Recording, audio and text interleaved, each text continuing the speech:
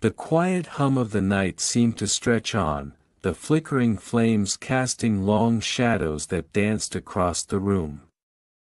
Scheherazade, ever poised, turned her gaze to the king. The air was heavy with the anticipation of the next tale. Her voice was soft, like the whisper of the wind through the trees, as she began once more. O king, you have heard the stories of treasures sought and lost, of curses and redemption. Now, let me tell you the tale of the Enchanted Garden, a story of magic, love, and the price one must pay to protect what is most precious. In a land where the sun always shone brightly and the flowers bloomed in endless colors, there stood a garden unlike any other. It was called the Enchanted Garden, and it was said to be a place of pure beauty and magic. The flowers there were said to bloom for eternity, their colors more vibrant than anything found in the world outside. The air was thick with the scent of jasmine, roses, and sandalwood, and the trees bore fruit that could heal the sick and grant wisdom to those who partook of it. The garden was tended by a young woman named Nawara, who had lived in its shadow her entire life. Nawara was not just a gardener, but a keeper of the garden's secrets. She knew its magic well, for the garden had been passed down to her family for generations. The beauty of the garden, however, was not its only gift. It was said that anyone who entered the garden could have their greatest wish granted, though the price was always steep. Nawara had never asked for a wish of her own. She was content to care for the garden and watch as others found solace in its beauty. But there was one person, a young prince named Halil, who had heard the rumors of the garden's power and had sought it out. Halil was a prince of great wealth and power, yet he was not content. He was troubled by an unshakable sadness that no amount of wealth could ease. He had lost the love of his life, a woman named Boder, to a cruel fate, and nothing could lift the sorrow in his heart.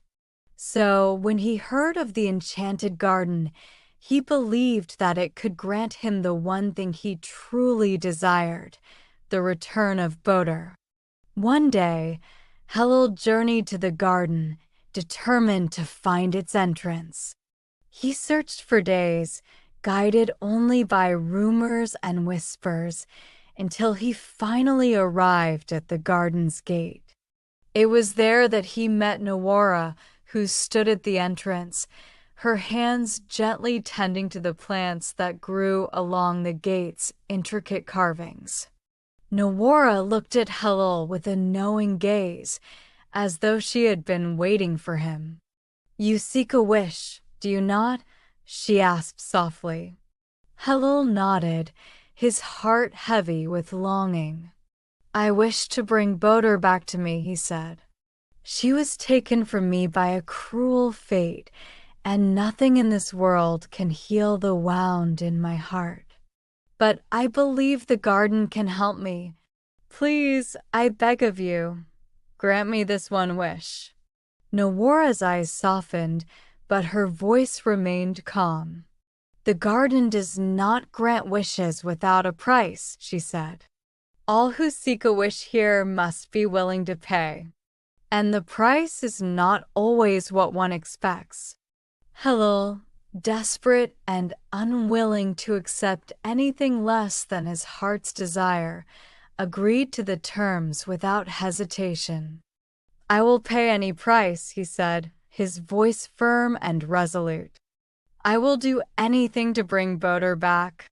Nawara led Halil deeper into the garden, to a beautiful fountain at its center. The water sparkled with an ethereal glow, and the air around it seemed to shimmer with magic. She knelt by the fountain, her fingers brushing the surface of the water. To bring Boter back, Nawara said, you must give up something of equal value. The price is your heart's deepest desire. You must choose what you are willing to sacrifice in exchange for her return. Helul stood still, his mind racing. He thought of Boter's smile, her laughter, the warmth of her touch. He could not bear the thought of living without her. And so, without a second thought, he whispered, I will give up my kingdom, my wealth, everything I have in this world, if it means I can be with Boter once more. Nawara nodded solemnly, and the garden seemed to hum with the magic of the moment. So be it, she said. Your wish will be granted. In an instant, the garden's magic enveloped Helul, and the air around him seemed to shimmer. He could feel the weight of his kingdom, his wealth, his power all slipping away. The garden's magic was taking everything, but in return, he could feel Boter's presence growing closer. When the magic faded, Helul opened his eyes. He was no longer standing in the garden, but in a small, humble home on the edge of the kingdom. Boter stood before him, alive and whole, her smile as radiant as he remembered. For a moment, Helul could hardly believe his eyes. The joy in his heart was overwhelming. But then, as he looked around, he realized what had happened.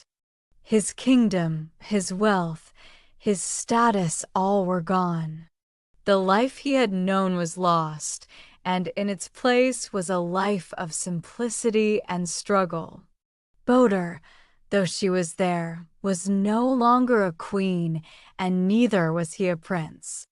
They were simply two souls bound together, with nothing but each other to sustain them. Helul turned to Boter, his heart full of love, but also a deep sorrow.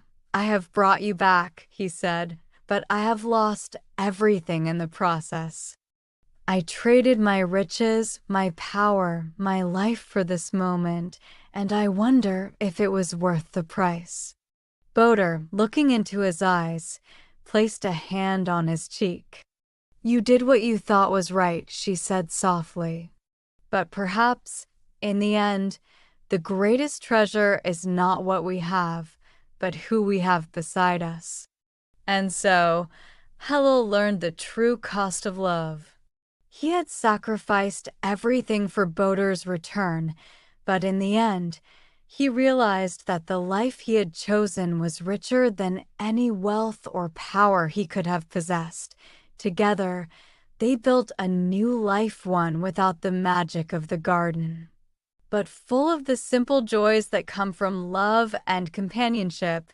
And so ends the tale of the Enchanted Garden, a story of a man who sought to reclaim what was lost and discovered that the true magic lay not in what we can possess, but in the love and connection we share with others.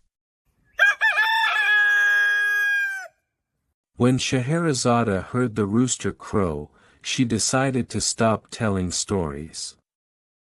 Shahryar smiled and realized that Scheherazade would not tell any more. Of course, he had a new date the next night to continue enjoying the stories of his beautiful wife, Scheherazade. King Shahryar, though deep in thought, seemed moved by the story, his expression softer than before. The night continued on, full of lingering reflections.